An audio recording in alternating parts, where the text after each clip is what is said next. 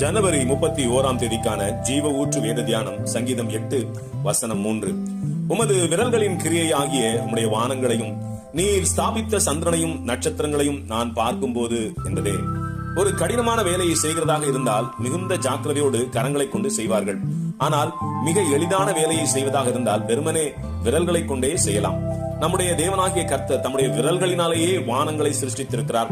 இதன் அர்த்தம் என்னவென்றால் படைப்புகளிலேயே மிக பிரம்மாண்டமான படைப்பும் அநேக பிரமிப்புகளை உள்ளடக்கிய படைப்புமாகிய வானங்களை அவர் சிருஷ்டித்த போது மிகவும் சாதாரணமாகவும் மிக மிக எளிய விதத்திலும் தம்முடைய விரல்களை கொண்டே சிருஷ்டித்திருக்கிறார். இவ்வளவு பெரிய மகா பிரம்மாண்ட படைப்பாகிய வானங்களையே இவ்வளவு சாதாரணமாய் எளிதாக தம்முடைய விரல்களினாலேயே சிருஷ்டித்திருக்கிறார் என்றால் நம்முடைய தேவனாகிய கர்த்தர் எவ்வளவு உயர்ந்தவர் என்றும் எவ்வளவு பெரியவர் என்பதையும் சிந்தித்து பாருங்கள். ஒருவேளை மனிதர்களாகிய நாம் தேவன் எவ்வளவு பெரியவர் என்பதை சிந்தித்து பார்த்தாலும் நம்முடைய எண்ணங்களுக்கும் கற்பனைகளுக்கும் அப்பாற்பட்ட விதத்தில் நம் தேவன் மகா உயர்ந்தவரும் மகா பெரியவருமாய் இருக்கிறார்.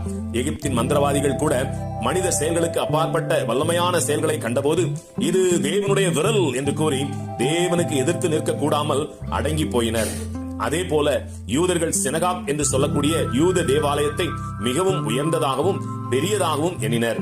அப்பொழுது நம்முடைய கர்த்தராகிய இயேசு அவர்களை பார்த்து மத்தேயு 12:6 தேவாலயத்திலும் பெரியவர் இங்கே இருக்கிறார் என்று உங்களுக்கு சொல்லுகிறேன் என்று கூறுகிறார். இங்கே யூதர்கள் மனுஷ கைவேலையால் செய்யப்பட்டதை பெரியதாகவும் உயர்ந்ததாகவும் பார்த்தபடியால் அவர்கள் மத்தியில் இருந்த மகா பெரியவரையும் அவருடைய மேன்மைகளையும் அறிந்து உணர்ந்து கொள்ள முடியாமல் போனார்கள். யூதர்கள் மாத்திரமல்ல, நாமும் கூட நம்முடைய பிரச்சனைகளையும் போராட்டங்களையும் பிசாசின் வல்லமைகளையும் பெரிதாக பார்த்து கொண்டு பயந்து கலங்கி கொண்டிருக்கிறபடியால் தேவனுடைய வல்லமையை மட்டுப்படுத்துகிறோம். தேவனே எல்லாவற்றை காட்டிலும் மகா பெரியவர் என்பதை காண்கிற போது நம்முடைய பிரச்சனைகள் மிகவும் அற்பமானதாக காணப்பட்டு மறைந்து போகுமே. இதையே 1 யோவான் 4:4 பிள்ளைகளே, நீங்கள் தேவனால் உண்டாயிருந்து அவர்களை ஜெயித்தீர்கள், ஏனெனில் உலகத்தில் இருக்கிறவனிலும் உங்களில் இருக்கிறவர் பெரியவர் என்று வேதம் கூறுகிறது.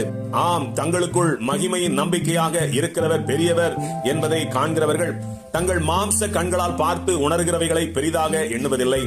ஆகவே நாம் உலகத்தில் உள்ள எல்லாவற்றையும் ஜெயிக்க கர்த்தர் நமக்கு பலன் தருவார். ஆமேன். அல்லேலூயா.